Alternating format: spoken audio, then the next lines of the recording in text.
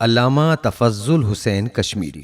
علامہ تفضل حسین سن 1727 عیسوی میں سرزمین سیالکوٹ پر کشمیری خاندان میں پیدا ہوئے۔ علامہ کے والد سعد اللہ خاں تھے اور ان کے دادا کرم اللہ اپنے وقت کے بہت بڑے عالم تھے، جنہوں نے لاہور کے گورنر معین الملک میر منو کے دربار میں وزیر کی حیثیت سے خدمات انجام دیں۔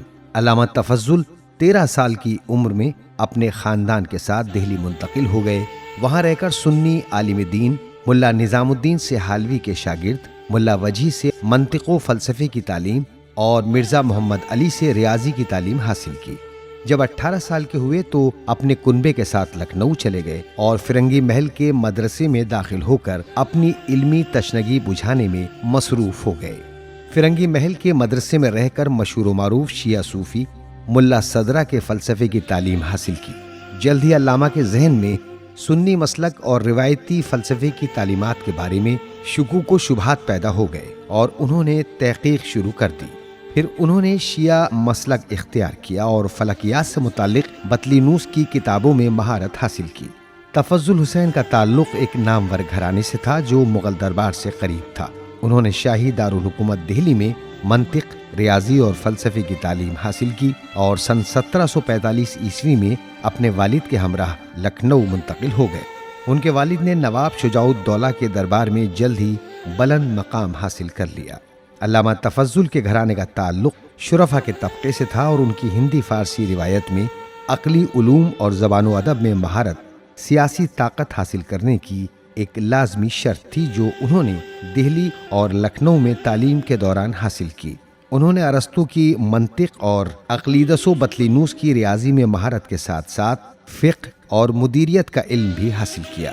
نواب آصف الدولہ کے زمانے میں علامہ کشمیری کلکتے میں جس وقت سفارت کے عہدے پر مامور تھے تو وہاں آپ نے یونانی، رومی اور انگریزی زبانیں سیکھیں، جن کے ذریعے مغرب میں برپا ہونے والے سائنسی انقلاب سے آشنا ہوئے۔ انہوں نے ہندوستانی مسلم تعلیمی اداروں کی علمی پسماندگی کو ختم کرنے کے لیے مغربی سائنسدانوں کی کتابوں کا عربی میں ترجمہ کرنا شروع کیا۔ 18ویں صدی عیسوی کے دوران یورپ میں سائنس نے تعلیمی درسگاہوں کے علاوہ گھروں، ہوٹلوں، دکانوں، میلوں اور دیگر عوامی مقامات پر مختلف علمی موضوعات پر ہونے والے عوامی مباحثے کی وجہ سے ترقی کی۔ 18ویں صدی عیسوی کی اختتام تک کلکتہ اسی قسم کی ثقافتی تبدیلی کا ایک اہم مرکز بن گیا تھا۔ ایسے ماحول میں علامہ تفضل حسین کشمیری نے ان علوم کو عربی زبان میں منتقل کرنے کی کوشش کی۔ سائمن شیفر کے مطابق علامہ تفضل صبح کے وقت اسلامی روایت، فلسفے کی تشریحات اور ریاضی کا درس دیتے، نیز سہ پہر اور شام کو اسلامی فقہ کے مختلف مسالک کا درس دیتے تھے۔ علامہ نے بہت سے شاگردوں کی تربیت کی، جن میں سے ایک نمونہ یہ ہے کہ نواب شجاع الدولہ نے انہیں اپنے بیٹے سعادت علی خاں کا استاد مقرر کیا۔ وہاں کچھ اور طلبہ بھی ان کے شاگرد بنے، جن میں سے آیت اللہ سید دلدار علی نقوی غفران مآب اور فرید الدین احمد خاں کے اسماء قابل ذکر ہیں۔ آپ نے تمام مصروفیات کے باوجود تحقیق و تصنیف کا دامن نہیں چھوڑا، جس کے سبب بہت سے آثار چھوڑے۔ اپولونس کی تکونی قطعات کی شرح، الجبرا پر 2 مقالے، دیو فانت کی تکونی قطعات کی شرح، سر آئزک نیوٹن کی فلسفہ طبیعت کے ریاضیاتی اصول کا ترجمہ، طبیعیات پر ایک کتاب اور مغربی فلکیات سے متعلق کتاب کو نمونے کے طور پر پیش کیا جا سکتا ہے۔ علامہ نے دولچ میں رائل ملٹری اکیڈمی میں ریاضی کے پروفیسر تھام سیمسن کے رسالے الجبرا اور فرانسیسی ریاضی کے تجزیہ کار گیلوم ڈی ایل ہاپٹل کے رسالے تکونی قطعات کو بھی حل کیا۔ خان علامہ کی سیر چشمی کا یہ عالم تھا کہ آپ کے رفقا میں ایک صاحب ایسے تھے کہ جن کی باورچی خانے کے داروغہ سے نہیں بنتی تھی اور وہ داروغہ کو نقصان پہنچانے کی فکر میں رہتے۔ داروغہ کی عادت تھی کہ وہ 10-11 لوگوں کے ساتھ کھانا کھاتے۔ ایک دن علامہ کے رفیق نے موقع پا کر آپ سے عرض کیا، باورچی خانے کے داروغہ کی فیاضی سرکار کو نقصان پہنچائے گی۔ جو کھانے آپ کے دسترخوان پر ہوتے ہیں وہی کھانے داروغہ کے دسترخوان پر ہوتے ہیں اور وہ اپنے احباب کے ساتھ کھاتے ہیں۔ علامہ نے جواب دیا، میں بغیر دیکھے یقین نہیں کر سکتا۔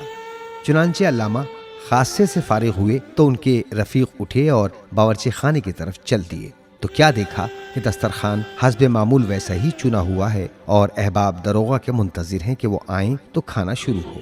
رفیق یہ حالت دیکھ کر واپس آئے اور علامہ سے کہا کہ چل کے ملاحظہ کر لیجئے۔ خان علامہ باورچی خانے میں گئے، دیکھا کہ لوگ جمع ہیں اور دسترخوان چنا ہوا ہے، داروغہ بھی ساتھ میں بیٹھے ہوئے ہیں۔ داروغہ بہت پریشان ہوئے اور ان کے ساتھی بھی گھبرائے کہ دیکھیے داروغہ کے سر کیا آفت آتی ہے۔